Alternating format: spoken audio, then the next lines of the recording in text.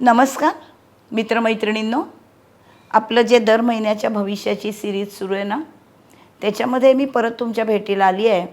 20 जुलै 2026 ते 19 ऑगस्ट 2026 या एका महिन्यामध्ये सर्व राशी लग्नांसाठी गोचरीचे ग्रह काय करतील म्हणजे राशी भविष्य.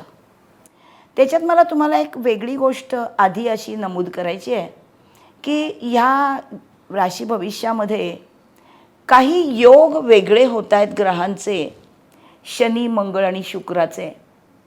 तर त्याचे काहीतरी वेगळे परिणाम प्रत्येक राशीसाठी स्पेसिफिक दिवसांमध्ये म्हणजे 12 ते 18 ऑगस्टमध्ये दिसणार आहेत.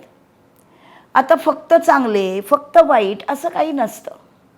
तुमच्या कुंडलीतले ग्रहयोग आणि गोचरीचे ग्रह यांचं कॉम्बिनेशन आपल्या आयुष्यात कायम घडत असतं. पण हे स्पेसिफिक आहे म्हणून हे मला वेगळं सांगायचं आहे.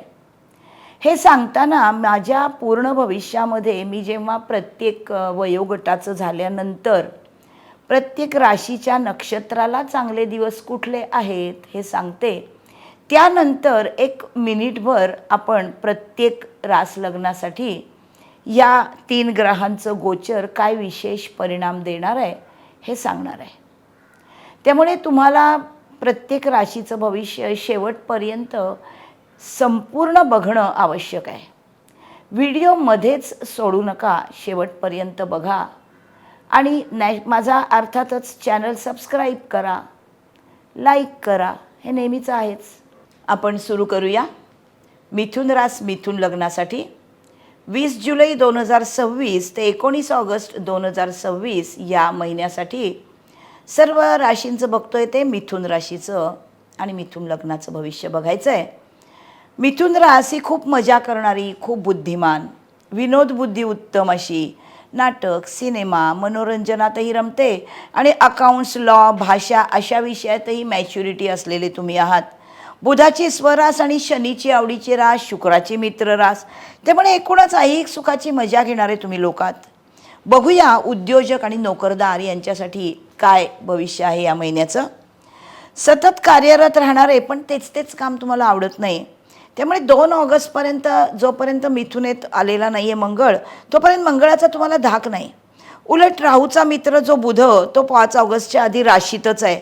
त्यामुळे बौद्धिक कामं, लिखाण, प्रकाशन, छोटे प्रवास करून एजन्सी बिझनेस करणारे जे आहेत यांना हा खूप छान काळ आहे, कारण बुध हा एजंट आहे. 2 ऑगस्टपर्यंत हे खूप चांगले परिणाम आहेत. मंगळाची एंट्री होते पण राहू बघतोय, त्यामुळे राहू मंगळ हा योग जरा स्वभावाविरुद्ध तुम्हाला कधी थोडासा ॲग्रेसिव्ह बनवतो. कदाचित तुम्हाला तेच काम परत करायला लागलं की तुम्हाला राग येतो. पण पैसे मिळवण्याच्या कामात 5 ऑगस्टपर्यंत बुध खूप फिरण्याचं काम करून घेईल आणि गुरु मिळणाऱ्या धनामध्ये वाढ करेल, कारण तो धनस्थानामध्ये आहे. 17 ऑगस्टपर्यंत रवी प्रॉपर्टीच्या कामासाठी आलेला आहे धनस्थानामध्ये, पण डॉक्युमेंट्सची कामं 5 ते 17 ऑगस्टमध्ये मार्गी लावून घ्या. 17 ऑगस्ट नंतर 3रा रवी पराक्रमात आलेला आहे, तो राहूकडे बघतोय भाग्यात. जे भावंडामध्ये वडील लोक आहेत त्यांनी वडिलांच्या प्रकृतीकडे लक्ष द्यावं. रवीमुळे चंद्राचा प्रभाव कमी होतोय, भावंडांची जरा तूतूमयमय होईल, कारण केतू, चंद्र, रवी सगळेच 3रे आहेत.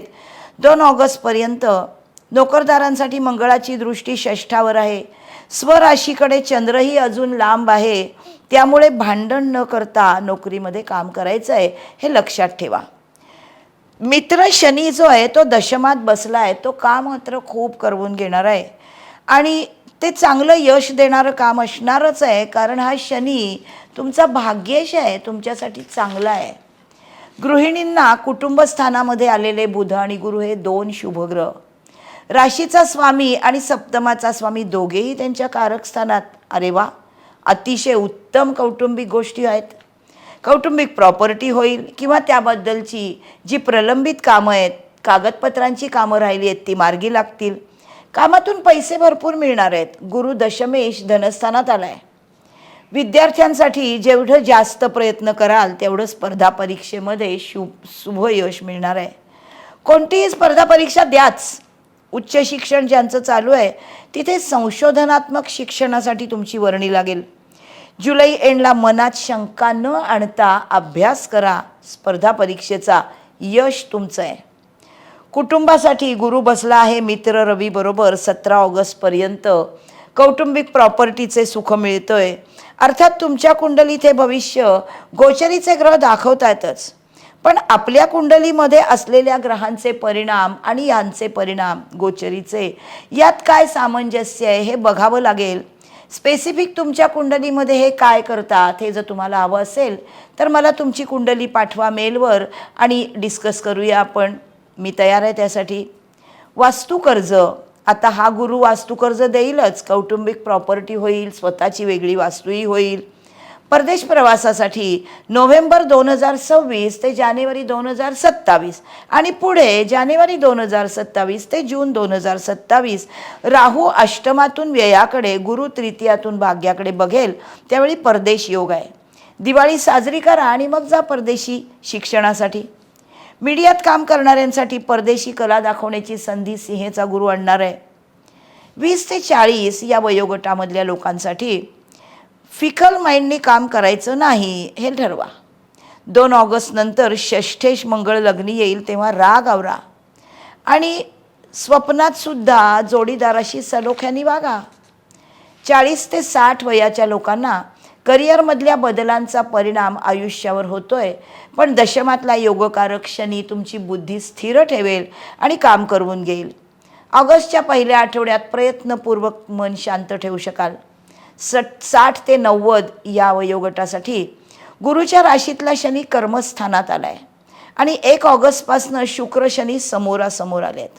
आपल्या आयुष्यातल्या मौज मजेचा संबंध कर्माशी कसा आणता येईल, काम कसं मौज मजेसाठी करता येईल किंवा काम म्हणजे मौज मजा आहे असं कसं मानता येईल, हे सगळं तुमची स्वतःच्याच मनाप्रमाणे आहे.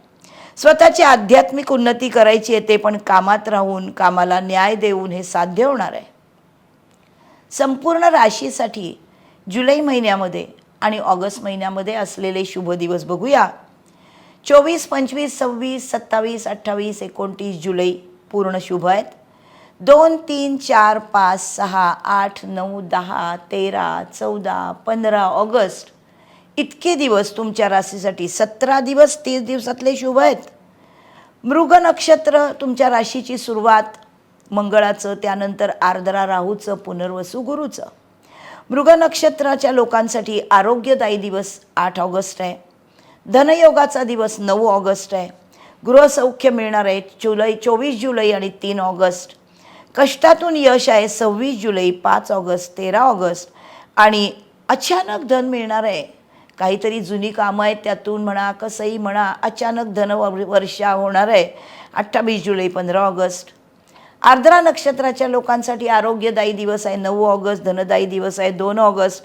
गृहसौख्य आहे 25 जुलै आणि 4 ऑगस्ट. कष्टातून यश आहे 27 जुलै, 5 ऑगस्ट, 14 ऑगस्ट. नशीब चांगलं आहे माझं असं वाटेल तुम्हाला 8 ऑगस्टला काही काळ. पुनर्वसू नक्षत्राच्या लोकांसाठी चांगले दिवस आहेत. आरोग्यदायी 2 ऑगस्ट, 9 ऑगस्ट. धनदायी दिवस आहे 2 ऑगस्ट. गृहसौख्यासाठी चांगले दिवस आहेत 26 जुलै, 5 ऑगस्ट आणि 13 ऑगस्ट.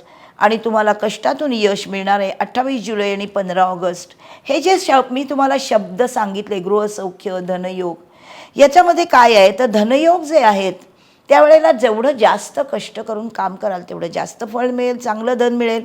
गृहसौख्याच्या दिवशी घरातल्या काही समारंभ ठरवा. आता ऑगस्ट महिना आला आहे, मंगळागौरी ठरवा, हळदी कुंकू ठरवा, सगळ्यांना मजा येईल. कष्टातून यश मिळणारे जे दिवस आहेत तिथे तुमच्या तब्येतीकडे लक्ष द्या. तब्येत चांगली असल्याशिवाय माणूस काम कसं करेल, नाही का. आता यानंतर मी जे तुम्हाला स्पेसिफिक म्हणाली आहे त्या 3 ग्रहांबद्दल काय ह्या राशीचं भविष्य आहे त्याच्याकडे आपण जाऊया. मिथुन रास, मिथुन लग्नाच्या लोकांच्या कुंडलीमध्ये मंगळ लग्नी किंवा पहिला आलाय, शुक्र 4था किंवा 4थात आलाय म्हणूया आणि त्याच्यासमोर शनी 10वा किंवा दशमात आलेला आहे. नीच शुक्रावर शनी मंगळाची एकदम दृष्टी पडते आहे. जेव्हा कन्येत शुक्र असतो तेव्हा 28 अंशापर्यंत तो नीचीचे परिणाम देतो. नात्यात कधी कधी ॲग्रेसिव्ह व्हाल, पण शनी प्रेमसंबंधात अतिव्यवहारी होईल. शुक्राचा विलासीपणा तुम्हाला काबूत ठेवावा लागेल. केंद्रस्थानामध्ये 1-4-10 केंद्रयोग करणारे हे सगळे लोक खूप सुखसाधनांना महत्त्व देणारं तुमचं भविष्य सांगतायत. घरातील व्यक्तींच्या नात्यामध्ये वर्चस्व गाजवाल. शनी मंगळ यांच्या ह्या दृष्टीमध्ये एकमेकांच्या नाहीत पण एकत्र परिणाम देणारे शुक्राकडे बघतायत. स्वतंत्र प्रभाव दाखवणार आहेत. शनी योगकारक 10वा असल्यामुळे सरकारी कामात तुम्ही पुढाकार घ्याल. शिस्त आणि ऊर्जा याच्यामधून यश अशी तुम्हाला कामाची सफलता मिळणार आहे. त्यामुळे संमिश्र परिणाम कसे देतात हे 3 ग्रह हे स्पेसिफिक 12 ऑगस्ट ते 18 ऑगस्टमध्ये तुम्हाला अनुभवायला मिळेल. कसं वाटलं तुम्हाला भविष्य मला अभिप्राय देऊन कळवा. माझा चॅनल सबस्क्राईब करा, लाईक करा, म्हणजे पुढच्या राशींचं भविष्य पण तुम्हाला बघता येईल. यानंतर आपण पुढच्या राशीकडे जाणार आहोत. तोपर्यंत बाय बाय.